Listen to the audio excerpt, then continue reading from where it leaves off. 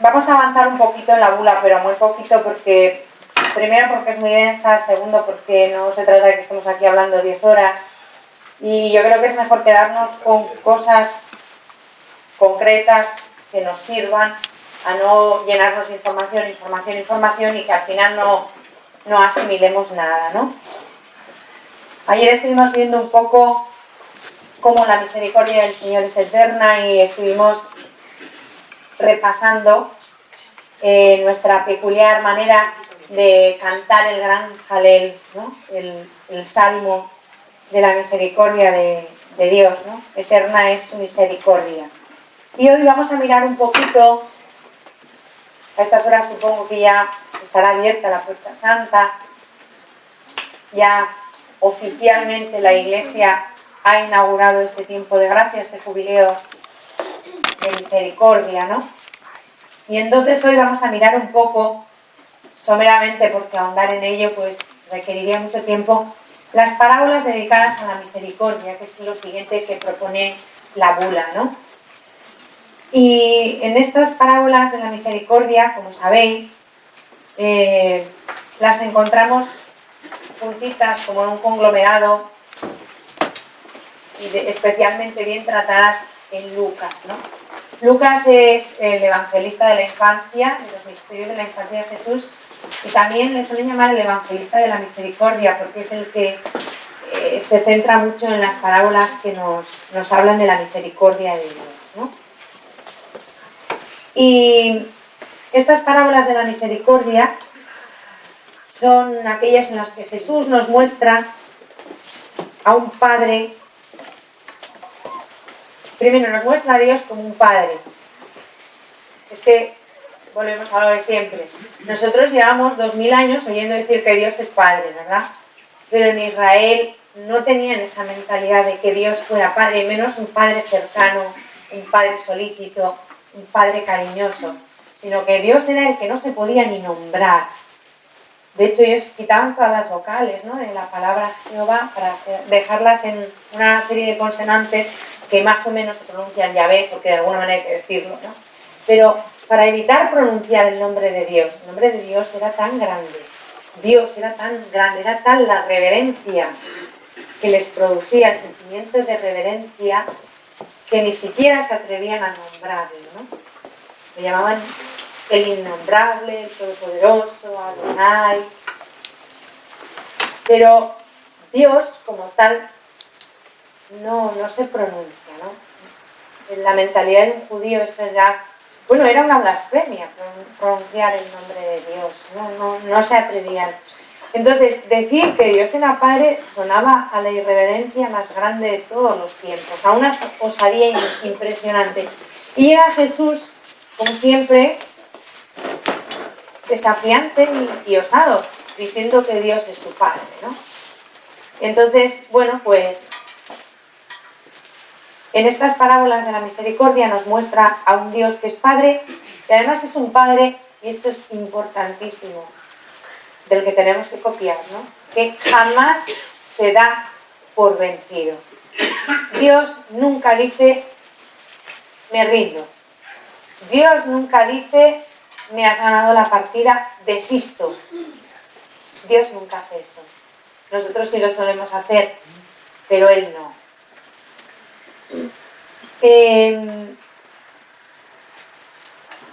Podemos alejarnos de Él, podemos no querer volver a saber nada de Él, podemos rechazarlo, podemos renegar, pero Él no se va a dar por vencido.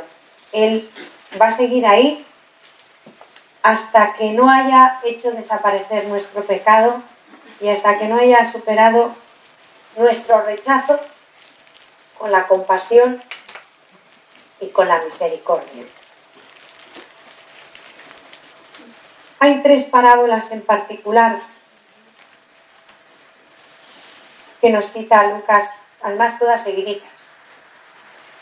La de la oveja perdida, la de la moneda extraviada y la del padre y los 2 hijos. En estas parábolas Dios se nos presenta siempre lleno de alegría cuando perdona. A Dios le damos un alegrón impresionante cuando le permitimos perdonarnos. Y digo le permitimos porque si no le permitimos perdonarnos, Él no nos puede perdonar. Yo solamente soy perdonada si quiero ser perdonada. Tengo que darle a Dios la oportunidad de perdonarme, de acoger Dios su misericordia y su perdón. Y eso para Dios es una alegría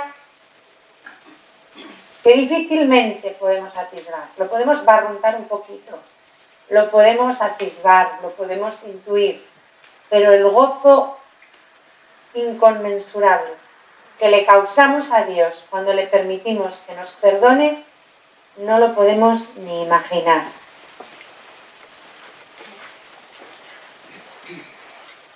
En estas parábolas encontramos el núcleo del Evangelio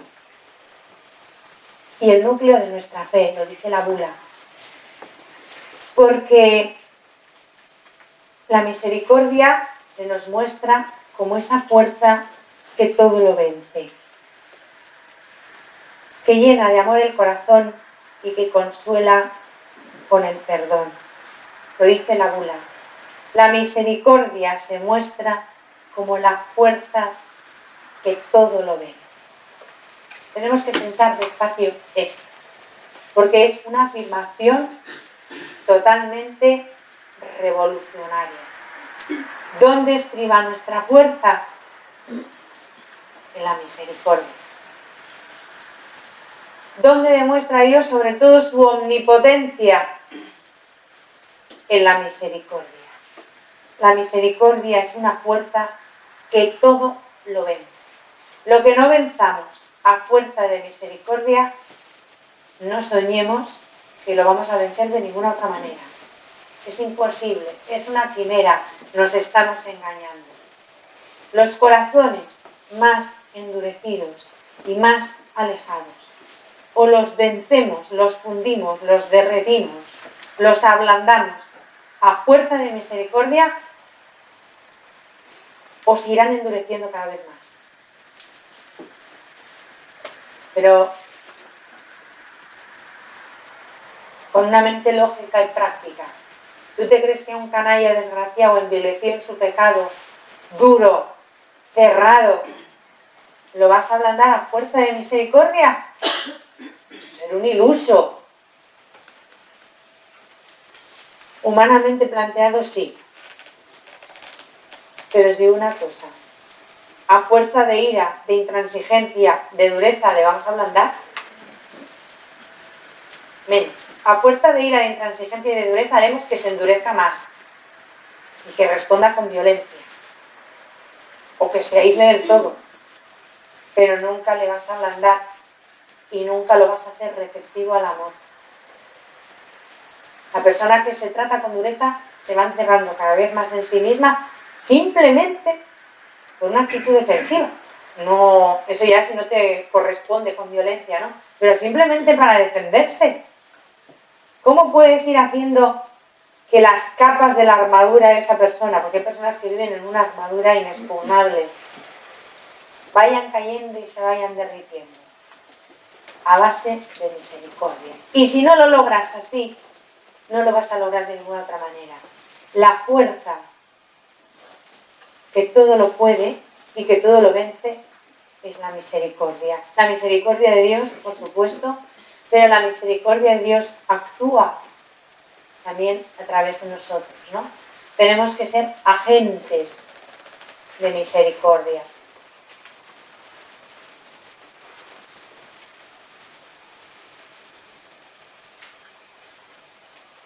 Hay otra parábola, que esta nos la presenta Mateo, que también produce, nos dice el Papa, extrañeza, ¿no? Y de la que tenemos que extraer, desde luego, una enseñanza para nuestro estilo de vida cristiano. Pedro era buen hombre, pero era como era vehemente, amaba mucho a Jesús, le quería muchísimo, pero a veces no sabía si mataba o espantaba, ¿no? O sea, mete patas profesional, pero era una cosa Cada vez que abría la boca la liaba el pobre, pero él no callaba, seguía abriéndola, ¿no? Era un poco boqueras. Pero quería mucho al Señor. Y como era, pues tenía preguntas de estas, pero nos ha hecho muchos favores porque con sus preguntas provocaba a Jesús y Jesús contestaba y nos decía un montón de cosas, ¿no? Que de lo contrario a lo mejor no las hubiera manifestado así. Entonces iba Pedro, metía la pata y Jesús explicaba. Entonces, provocado precisamente por Pedro, que quería tener las cosas claras, le dice: maestro, ¿cuántas veces tenemos que perdonar? La pregunta tiene tela, ¿no? Y claro, yo me imagino que Jesús le miraría y le diría: no tiene remedio. Hasta 7 veces, maestro, porque 7 ya es muchas veces. Perdonar una vez está complicado, 2 más, 3 muchísimo. Llegar hasta 7 veces perdonando, bueno, maestro, eso es ser un fuera de serie. 7 veces perdonando. Porque el perdón no era una cosa que estuviera muy de moda. Bueno, tampoco ahora, pero en aquel momento menos. La ley del talión era ojo por ojo y diente por diente. O sea, eso era normal entre los judíos, ilícito. O sea, lo veían normal. Te han sacudido, tú sacudes.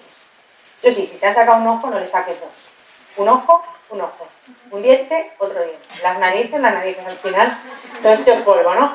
Pero era perfectamente legal. O sea, lo que te hacen la devuelves. En la mentalidad de un judío, eso, bendecido por Dios, o sea, una ley. Entonces, maestro, esto de perdonar ya era una cosa muy gorda. 7 veces, que ya es mucho. Y va Jesús y le dice que no.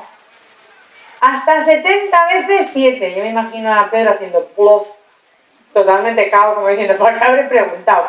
Pues lo de siempre, cállate la boca, que estás más guapo, ¿no? Le contesta así: hasta 70 veces 7. La cita está en Mateo 18, 22. Y a continuación le pronuncia la parábola del siervo despiadado, ¿no? Esta parábola nos lo describe aquí el Papa. Llamado por el patrón, este hombre, a restituir una gran suma, le suplica de rodillas y el patrón le perdona la deuda. Pero inmediatamente encuentra otro siervo como él que le debía unos pocos céntimos, el cual le suplica de rodillas que tenga piedad, pero él se niega y lo encarcela. Entonces el patrón, advertido del hecho, se irrita mucho y volviendo a llamar al siervo le dice: ¿no debías también tú tener compasión de tu compañero como yo me compadecí de ti? Y Jesús concluye: lo mismo hará también mi Padre Celestial con vosotros si no perdonáis de corazón a vuestros hermanos, ¿no? A ver, aquí hay una enseñanza para todos, evidente, ¿no? Jesús afirma en esta parábola que la misericordia no solo es el obrar del Padre, sino que la misericordia es el criterio por el cual podemos saber quiénes son de verdad los hijos del Padre. Hombre, los hijos del Padre, todos aquellos que han recibido el sacramento del bautismo, son hijos de Dios, miembros de la Iglesia Católica, son los hijos del Padre.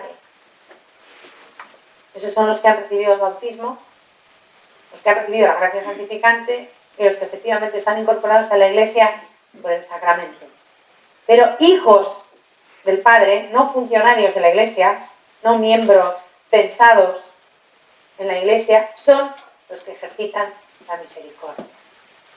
Y lo que no, pues están censados, están en la lista, pero no son hijos del Padre. ¿Por qué? Porque no se comportan como tales. En mi DNI pone hija de Esther y Fernanda, lo pone en mi DNI. Pero yo tengo que comportarme realmente como hija de esas 2 personas, actuando según la educación que me han dado esas personas, mostrándoles mi cariño, viviendo con ellos, teniendo una relación estrecha con ellos. Y tener una relación estrecha con mis padres ha significado que he vivido en su ámbito, en su familia, he formado una familia con ellos y he vivido de lo que me han enseñado.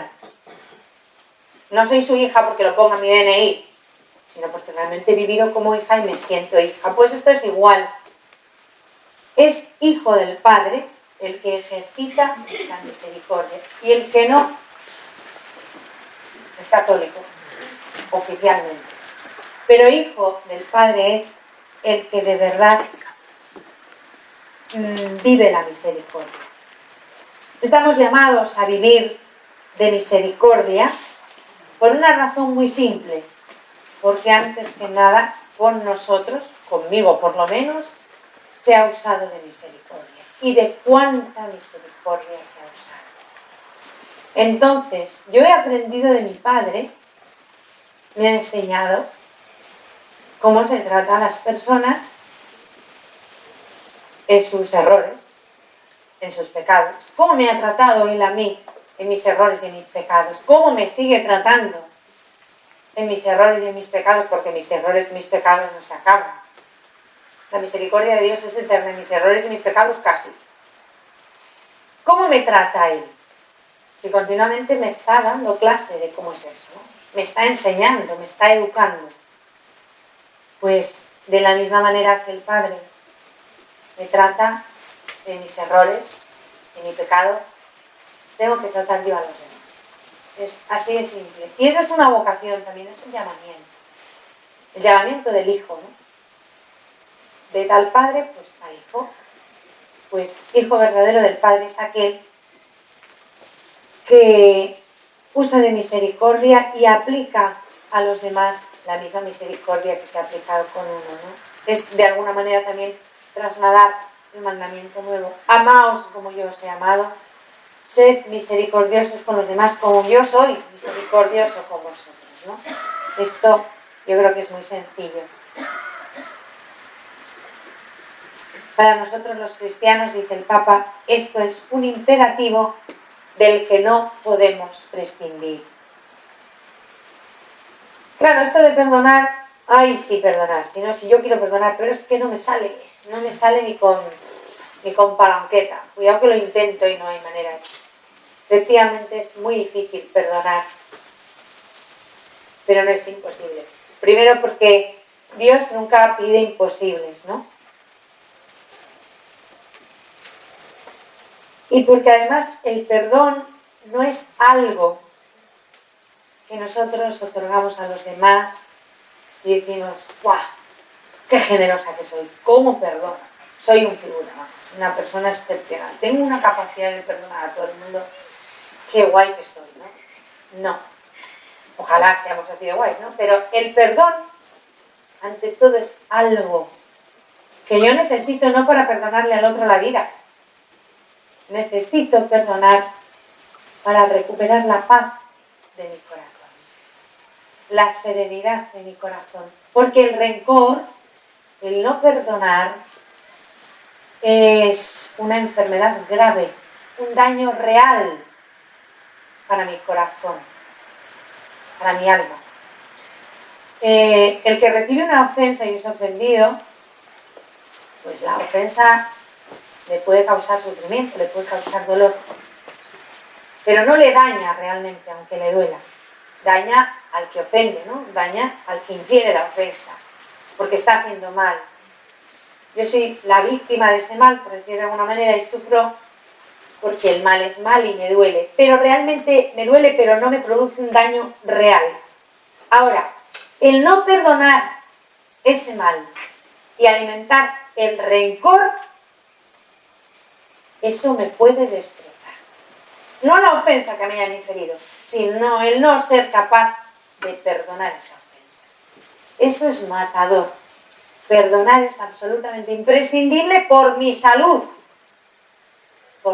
espiritual, por mi salud mental también. Psicológicamente, alimentar el rencor es destructivo, esto os lo puede decir cualquier psicólogo. Y físicamente también, porque pobre hígado. Acaba uno francamente mal. La vesícula llena de piedras, el hígado hecho polvo, somatizando toda la rabia, todo el enfado. No, el rencor, el no perdonar es destructor para el que no perdona. Porque el que ha pedido perdón después de haber inferido la ofensa, si ya ha pedido perdón, queda libre. Ha reconocido su error, se ha arrepentido y ha pedido perdón. Ahora, si yo no le otorgo mi perdón, la culpa ya recae sobre mí. El otro ya ha quedado limpio, ¿eh? Es que lo que me hizo, mira, déjate ya de lo que te hizo y ponte tú a hacer lo que tienes que hacer, que es olvidar de una vez por todas lo que te hizo. Sé magnánimo, sé generoso, sé grande, ¿Dónde se mide la grandeza de las personas? En su capacidad de perdón. ¿Dónde es más grande Dios? ¿Dónde muestra de verdad su omnipotencia? Perdonando, en su misericordia, ¿no? Pues de aquí vamos a la bienaventuranza. Bienaventurados, dichosos los misericordiosos, porque ellos encontrarán misericordia. Hay otra enseñanza del Evangelio que nos dice: con la medida que miráis, vais a ser medidos. Ojo con esto, porque cómo nos gusta que nos comprendan, que sean compasivos, que tengan paciencia con nosotros. Nos gusta y lo pedimos y a veces hasta lo exigimos y nos quejamos de que no nos comprenden, de que no nos ayudan, de que no tienen caridad ni paciencia. Esto es fácil, ¿no? Que se nos pase por la cabeza, incluso que lo formulemos. Pero la pregunta es: ¿y yo con los demás cómo ando de paciencia, de caridad, de benevolencia, de compasión? Dejar caer el rencor, la rabia, la violencia y la venganza, dice el Papa, son condiciones necesarias para vivir felices. La persona que alimenta en su corazón, aunque sea una brizna de rencor y de deseos de venganza, esa persona no es feliz. Aunque os lo diga, miente como un cosaco. Bueno, no sé por qué siempre decimos eso, por los pobres cosacos. Bueno, miente. La persona que dice eso, que os está diciendo que es feliz y que todo le va muy bien y que está muy contenta, si en su corazón alimenta, aunque sea levemente, una brizna de rencor, de deseo de venganza, no es plenamente feliz. Es imposible. Imposible. Pero repito, no solo espiritualmente, hasta psicológicamente. La rabia, el deseo de la venganza, el deseo de devolverla. Eso genera violencia, genera inquietud, genera ansiedad. Porque si tienes en el corazón ese deseo, estás pendiente de buscar la ocasión y de prepararla, ¿no? Y ahora, ante ya esta se la guardo. ¡Qué pena! Guarda otras cosas, hombre, no eso, ¿no?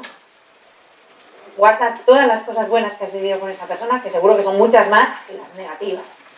Guarda todo lo bueno que esa persona te ha hecho. Guarda el cariño, guarda la gratitud, guarda la ternura. Pero no le guardes esto preparado con la escopeta cargada para buscar la ocasión propicia.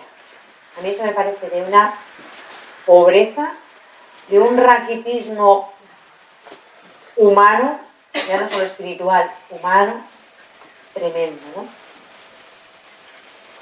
La Escritura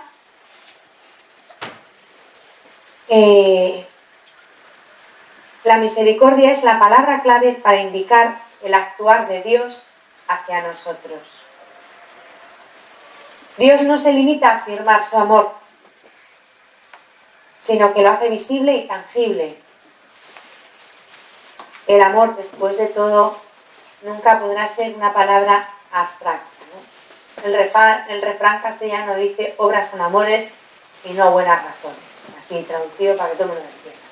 Yo te quiero mucho, mira, quiéreme menos, pero quiéreme en serio, ¿no? Las palabras se las lleva el viento. La vida, lo que importa es la vida. Las intenciones, las actitudes, los comportamientos. La misericordia de Dios es, dice el Papa, su responsabilidad por nosotros. Él se siente responsable, es decir, desea nuestro bien y quiere vernos felices, colmados de alegría y serenos. Es sobre esta misma amplitud de onda que se debe orientar el amor misericordioso de los cristianos. Lo mismo que ama el Padre, así aman los hijos. Como Él es misericordioso, así estamos nosotros llamados a ser misericordiosos los unos con los otros. La misericordia, dice la bula, que esta afirmación es preciosa, es la viga maestra que sostiene la vida de la Iglesia. Sin la misericordia la Iglesia no es. Sería una mentira. Sería una farsa. Y afirma un poco más adelante el Papa, la credibilidad de la Iglesia pasa a través del camino del amor misericordioso y compasivo. Es muy gorda esta afirmación. Repito, la credibilidad de la Iglesia pasa a través del camino del amor misericordioso y compasivo. Y me atrevo a decir que uno de los grandes fallos de la Iglesia que alejan a la gente, que espantan a los hombres y mujeres de bien de la Iglesia, es que no siempre encuentran ese amor misericordioso y compasivo. Muchas veces la Iglesia se presenta al mundo más que como una madre tierna, compasiva y acogedora, como una especie de madrastra intransigente que pretende encerrar a sus hijos o a los que se acercan a ella en un corsé de normas, de dureza, de inflexibilidad, donde se etiqueta a las personas a priori, se las encasilla en un sitio y ya no se las deja respirar. Y esto lo digo, y lo digo con toda libertad, y sin importarme que esto vaya a ser publicado, porque lo siento así de verdad, y lo puedo decir, porque lo afirmo, desde un amor incuestionable a la Iglesia. Yo amo a la Iglesia con todo mi ser, como amo a Dios mismo, porque no los puedo separar. Pero el que yo ame a la Iglesia con todo mi ser, no significa que no deje de ver la realidad y las limitaciones que existen. Negarlas yo creo que no hace ningún bien. Creo que el primer paso es reconocerlas para poder enmendarlas, entre otras cosas, porque si yo no sé que hago una cosa mal, difícilmente me voy a arreglar. Con esto yo no estoy criticando. Estoy afirmando algo que es cierto y que a mí me duele. Yo no me recreo en decir esto, porque precisamente porque la amo, porque sin la Iglesia yo no soy, yo no sé vivir, yo no sé existir, yo no sé ser. Sin la Iglesia no tengo a Jesús. La Iglesia, el ministerio de la Iglesia me entrega a Jesús cada día, ¿no? Me entrega el perdón de Jesús. La Iglesia es el vehículo por el cual recibo la gracia, ¿no? Pero me duele muchísimo, porque estamos privando a muchos de bien. Y es necesario reconocer esto para podernos curar. O sea, yo no estoy hablando de la Iglesia como de alguien ajeno a mí que hace algo mal, no. Yo estoy ahí, yo también estaré cooperando en mayor o menor medida a que esas cosas no estén del todo bien, ¿no? Entonces mi cuestionamiento es, yo, Iglesia, ¿qué tengo que curar? ¿Qué tengo que hacer? ¿En qué puedo cooperar para que esto mejore? Pero no es una crítica, es una preocupación y un dolor. Que cuando tú amas a alguien con pasión, y yo os puedo asegurar que amo a la Iglesia con pasión, y lo que más me puede doler en la vida es que se cuestione mi fidelidad a la Iglesia, porque es cuestionar mi fidelidad a Jesús, ¿no? Que Jesús es la Iglesia es el cuerpo de Jesús, el cuerpo místico de Él, pero tiene heridas y hay que curarlas. Bueno, pues cuando yo pienso esto y digo esto, y lo digo, es para que nos paremos, recapacitemos, nos enmendemos y roguemos a Dios. Porque también la Iglesia necesita ser sanada por la misericordia del Padre en todas esas deficiencias. Espero que lo que estoy diciendo no escandalice a nadie, porque soy consciente de que puede sonar muy mal, pero lo digo desde un sentimiento profundo de amor verdadero a mi madre. A una madre, cuando se hace viejita y tiene goteras, y arrugas y cojea y chochea a veces, la iglesia no está tan mal, pero bueno, por llevar el ejemplo al extremo, no se la deja de querer. Al contrario, se la mima, se la cuida, pero se la intenta mejorar, se la intenta curar, ¿no? Pero no, yo no voy diciendo, no, mi madre está estupenda como cuando tenía 20 años. Pues no, ya va, está viejecita, tiene arrugas, pero es mi madre, ¿eh? Cuidado, el que yo reconozca que tiene arrugas no quita nada. Es mi madre y a mi madre no se la toca. De hecho, yo solamente admito criticar la iglesia desde dentro de la iglesia y con el deseo de mejorarla, desde un amor profundo. Y al que no lo haga así, vamos, le paro en seco y le monto una bronca que se entera de lo que vale un peine. O sea, quiero decir, esto lo puedo decir aquí porque somos los que estamos, ¿no? Y formamos parte de ese hogar. Y todos tenemos que luchar por mejorarlo. Quiero que entendáis bien esto, porque soy consciente de que lo que estoy diciendo me puede montar aquí el quitote del siglo XXI. A ver, no. Yo creo en la iglesia, que es una y es santa, a pesar de las fragilidades de los que la formamos, ¿no? De los que formamos ese cuerpo. Por encima de todo, la iglesia es Jesús y es santa, porque su cabeza es santa, ¿no? Pero los miembros, pues a veces estamos un poco flof y tenemos que tener cuidado. ¿Por qué? Porque esos miembros tienen que ser ministros de misericordia en el mundo. Y esto es lo que muchas veces no somos. ¿Y cuál es el problema? Que no hacemos a la iglesia creíble. Porque da la sensación a veces de que dice una cosa y luego hace otra. Y no somos... La coherencia no... La falta de coherencia de un cristiano afecta a la iglesia. La falta de coherencia de 2 cristianos afecta más a la iglesia. La falta de coherencia de 2000 cristianos afecta más a la iglesia. Entonces, cuantos más cristianos coherentes haya, más creíble será la iglesia. ¿Que nunca lo vamos a lograr al 100% todos porque somos pecadores? Pues sí, pero eso no quiere decir que nos tengamos que rendir y no tengamos que luchar. ¿Ves? Y sobre todo, ser veraces y ser lúcidos. No estamos haciendo nada malo por reconocer una enfermedad. Es más, nos estamos poniendo en vías de poderla curar. Si yo niego que estoy enferma, acabaré muriéndome.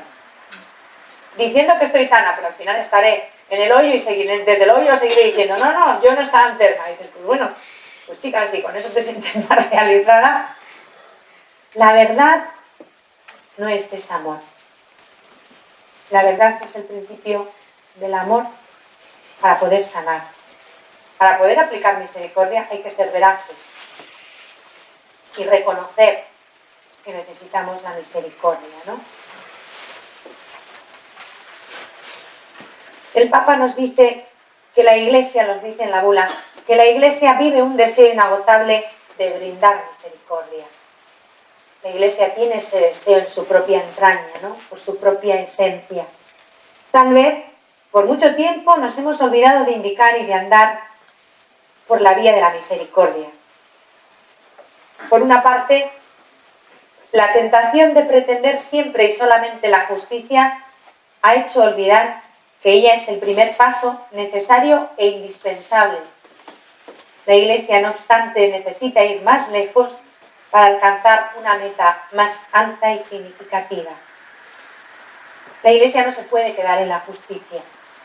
Tiene que sobrepasar la justicia con la misericordia.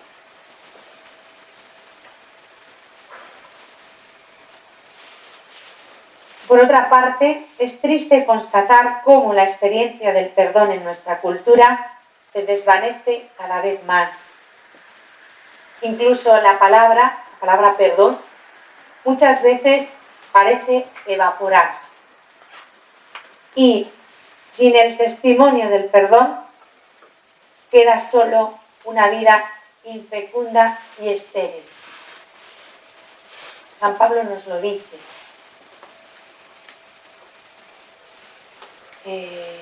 La segunda carta a los Corintios, capítulo 13, el himno a la caridad. O no es la segunda, es la primera. Corintios 13, sin segunda.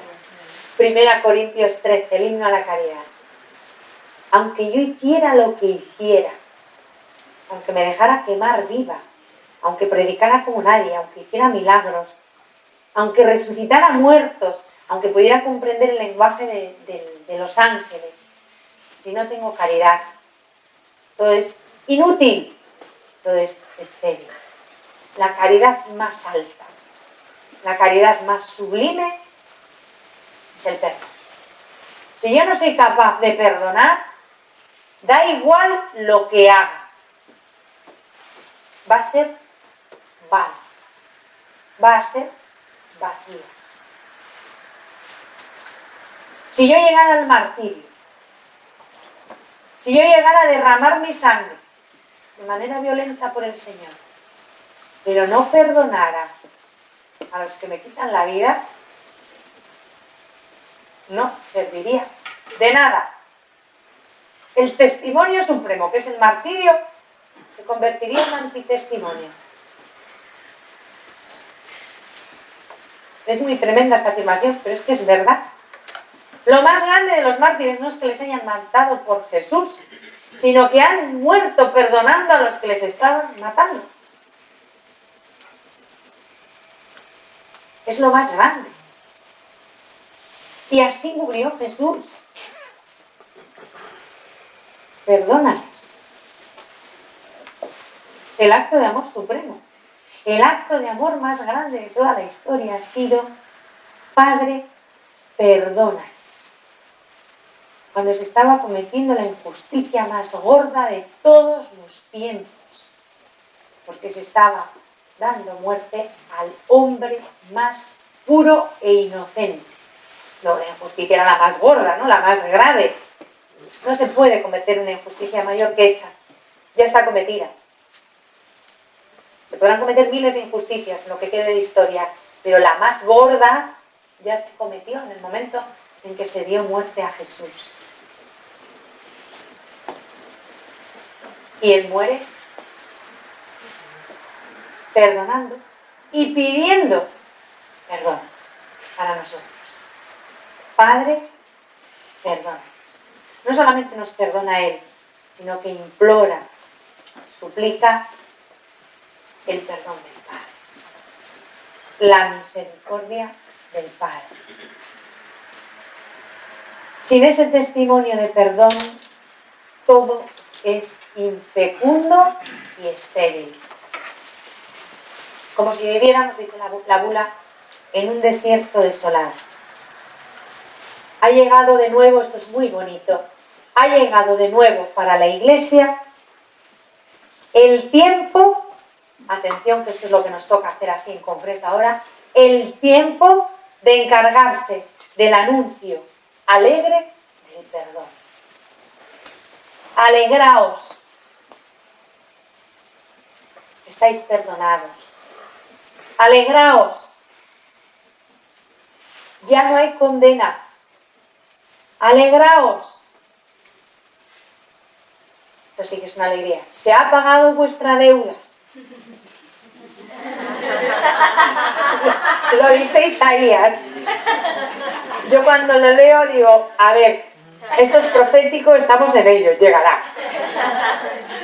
Se ha pagado vuestra deuda. Teníais una deuda que nunca ibais a poder pagar. ¿Os suena de algo?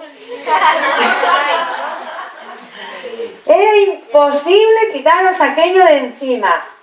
Alegraos, que ya está pagado. Si está pagada la importante, la otra da lo mismo.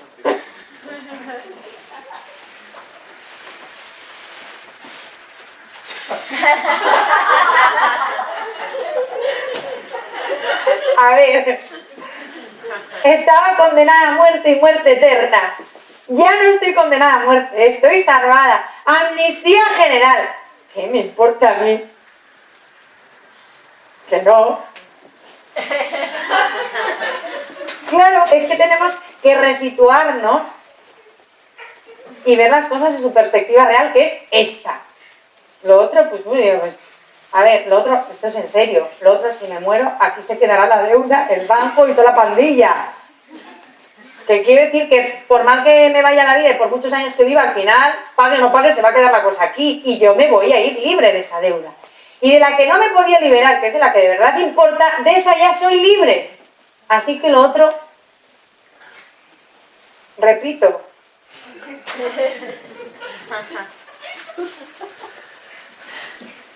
Además lo cantamos en la canción, es libre al fin de la deuda, es libre para amar. Yo cuando ese sin querer ya por deformación voy a la chincha, o sea. Ha llegado de nuevo para la Iglesia el tiempo de encargarse del anuncio alegre del perdón. Es el tiempo de retornar a lo esencial para hacernos cargo de las debilidades y dificultades de nuestros hermanos. Eso es lo esencial. Todo lo demás son sandeces y pérdidas de tiempo. Y la vida es muy corta. Tiempo. Tenemos muy poco para perder en tonterías. ¿Qué hay que hacer? Mirar a nuestros hermanos, cuidar a nuestros hermanos, hacernos cargo de sus debilidades, de sus dificultades, de sus dolores y empeñarnos en eso y no en tonterías. Sobre todo, y menos en tonterías que no vamos a solucionar. Y que en definitiva no importa. Mi prioridad es que mis hermanos se encuentren con el Señor y reciban todo lo que yo estoy recibiendo, todo lo que yo tengo. La alegría, el gozo, la seguridad del perdón, de una felicidad eterna, de un amor incondicional. Todo eso la gente no lo sabe, eso es lo que de verdad importa. Me voy a pasar yo el tiempo discutiendo estupideces que encima no me llevan a ninguna parte. Me gastan, me desgastan, me cansan. Y no las voy a poder arreglar. No, porque mi destino es este, anunciar a mis hermanos la salvación, emplear mi tiempo en ejercitar la misericordia. El Papa dice, el perdón es una fuerza que resucita a una vida nueva e infunde el valor para mirar el futuro con esperanza.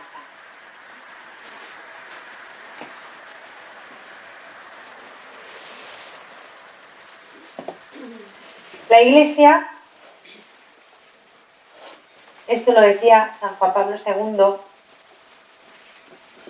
en una encíclica preciosa que casi nadie lee porque es un poco complicada de leer, pero si un día tenéis ánimo y valor, yo os animo a ello. No, yo la he leído 2 veces y bueno, entiendo que es una encíclica de una belleza impresionante, de una hondura tremenda, pero es un poco enrevesada porque, como sabéis, San Juan Pablo II era eslavo y tenía la cabeza amueblada de aquella manera. Entonces, en vez de tener un discurso lineal, el discurso es en círculo. Entonces tú empiezas a leer Vives sin misericordia y al final no sabes si estás leyendo Vives sin misericordia o Su vida en un tío vivo. Mi experiencia es esa. La he leído 2 veces y las 2 veces me resultó muy difícil. Entre la primera vez que la leí y la segunda vez que la leí pasaron como 10 años y dije ya 10 años después tendré un poco más de rodaje. Pues no, yo a San Juan Pablo II le quiero muchísimo, ha sido el pontífice de la mayor parte de mi vida consciente y le he querido y le quiero muchísimo y por supuesto le venero como santo, pero leer sus escritos a mí me resulta muy difícil. Esto entre paréntesis. De todos modos, si alguien tiene ánimo y se quiere poner a ello, para este año jubilar la encíclica Vives y Misericordia es impresionantemente bella y profunda, ¿no? Nos muestra eso, a un Dios, como dice su título, rico en misericordia, lento a la ira y pronto siempre a la clemencia y al perdón, ¿no? Bueno, pues en Vive sin Misericordia, San Juan Pablo II dice unas palabras que el Papa Francisco nos propone para este año jubilar. La Iglesia vive una auténtica vida cuando profesa y proclama la misericordia, el atributo más estupendo del Creador y del Redentor, y cuando acerca a los hombres a las fuentes de la misericordia del Salvador, de las que es depositaria y dispensadora. Es que esto es muy gordo. Nosotros tenemos un almacén, un depósito de cosas buenas, eso es la Iglesia, como un almacén de misericordia, y la Iglesia es el vehículo que lo tiene que repartir, ¿no? Nosotros somos los funcionarios que abrimos luego las pitas y vamos repartiendo, ¿no? Tenemos que ser conscientes de que eso es así y de que es una llamada, ¿no?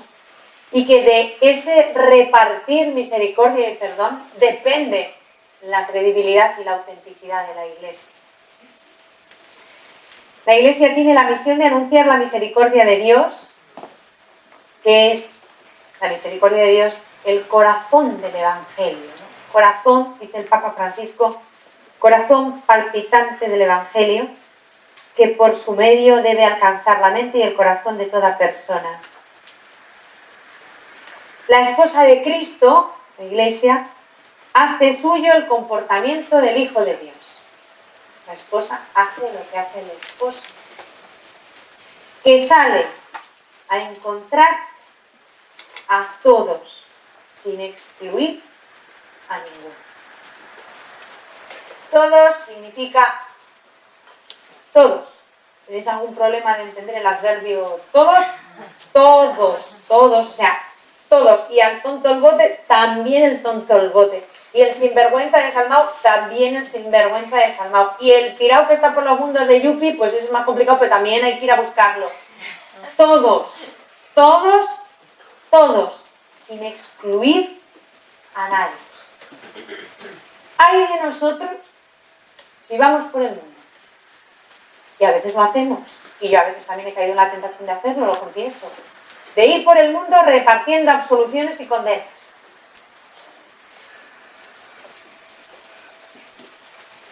Esa no es mi función en la Iglesia.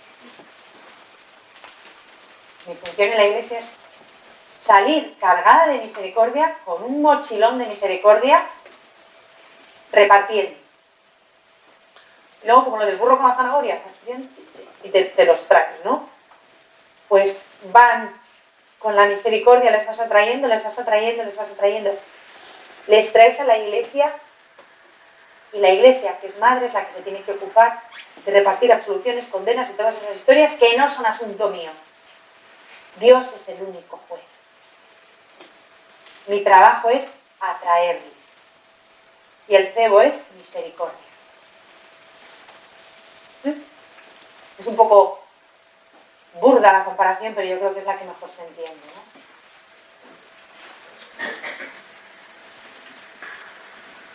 Es determinante, dice el Papa, para la Iglesia, lo repite, y para la credibilidad de su anuncio, que ella viva y testimonie en primera persona la misericordia. Su lenguaje y sus gestos, ojo, que el lenguaje y los gestos de la Iglesia a veces asustan más que otra cosa, ¿no? Su lenguaje y sus gestos deben transmitir misericordia para penetrar en el corazón de las personas y motivarlas a reencontrar el camino de vuelta al Padre. La primera verdad de la Iglesia es el amor de Cristo. De este amor que llega hasta el perdón y al don de sí, la Iglesia se hace sierva y mediadora ante los hombres. Pregunta: ¿soy yo sierva y mediadora ante los hombres del perdón de Dios? ¿O más bien les asusta?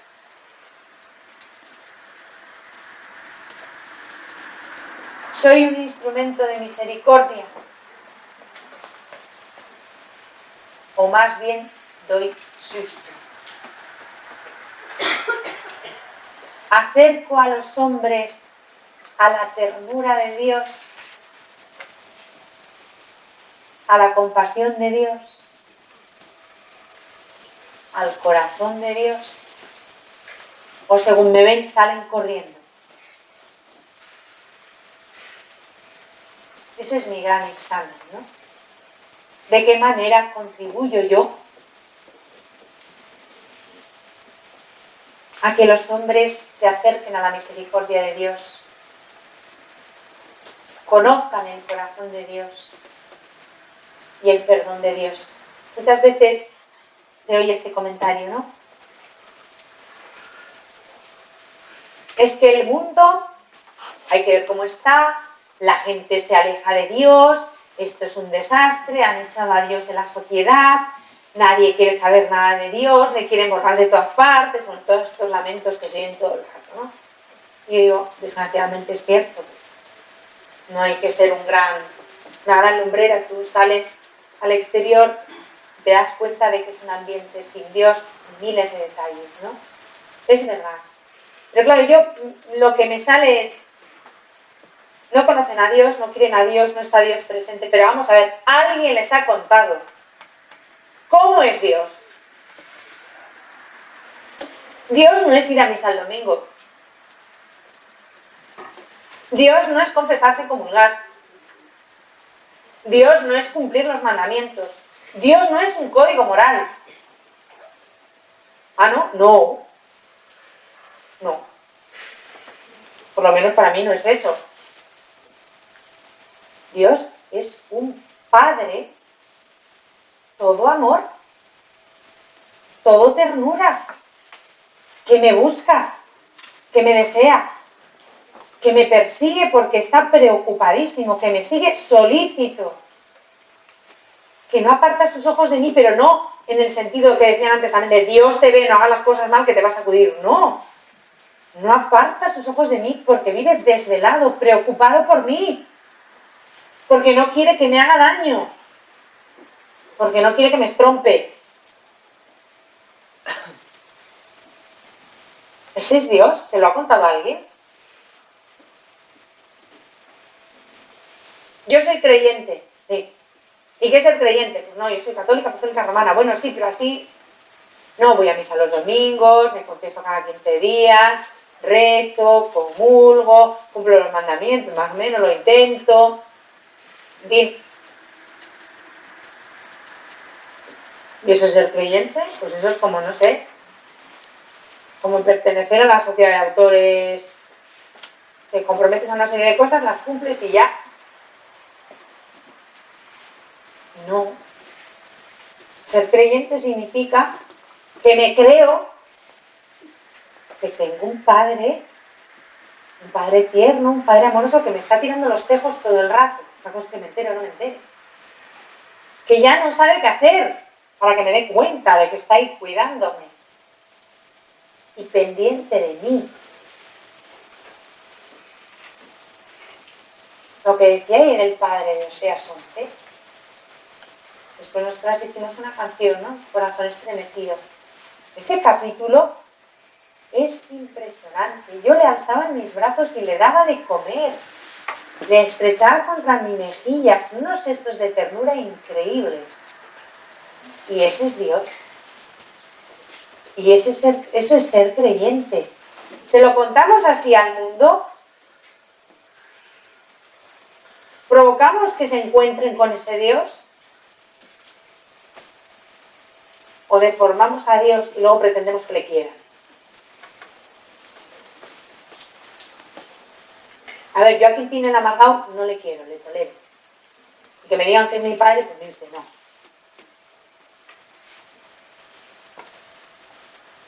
Y si ser católico es poco menos que vivir en el club de los gafes, donde todo está prohibido, donde todo está mal, donde te van a echar una bronca todo el rato, donde si pasas hasta el límite te condenas, donde si haces tal otra cosa, otra bronca, donde si haces lo siguiente te expulsan, pues mira, ¿tú crees que merece la pena complicarse la vida de esa manera? que ser católico no es eso. Y ese es el gran problema. ¿Cómo presentamos a Dios? ¿Realmente es una buena noticia encontrarse con Dios o es un paquete que pobre de ti como te lo encuentres? Escóndete, que no te pille, que de verdad, en cuanto te pille Dios te complica la vida. Menudo marronazo, la que te cae encima. Se acabó la libertad, ya no puedes hacer nada, todo está prohibido, todo está mal. Y encima, si me apuras, te condenas. Fastidiado toda la vida, en esta vida y después en la otra. Que hombre, que no, escóndete y que no te pille. Que no te pillen los católicos, que tú no te puedes imaginar lo que son aguafiestas, oye. Claro, a veces damos esa imagen. Esa responsabilidad es mía, y de cada uno de los miembros de la Iglesia. En este año de la misericordia vamos a presentar al mundo el retrato verdadero de Dios. Dios no es el abuelo de la barba blanca que está sentado en el trono, aunque ponga el Apocalipsis lo que quiera. Ni voy a desdecir nada, pero Dios no es nada de eso. Dios no es el presidente de la Confederación de Abuelitos Olímpicos, no. El anciano, bueno, si no tengo nada en contra de los ancianos, entendedme. Dios es mi Padre. El Padre más tierno que podamos. Y es un tipo que, siendo omnipotente, todo su empeño es que yo sea feliz. Y es un preocupón. Pero no es un padre de estos sobreprotectores pelma, posesivo. Es un padre muy raro, porque además de que es un preocupón, me ha dado a su hijo para que me cuide. Cojo, le devuelvo al hijo colgado de un palo, machacado, y me sigue queriendo.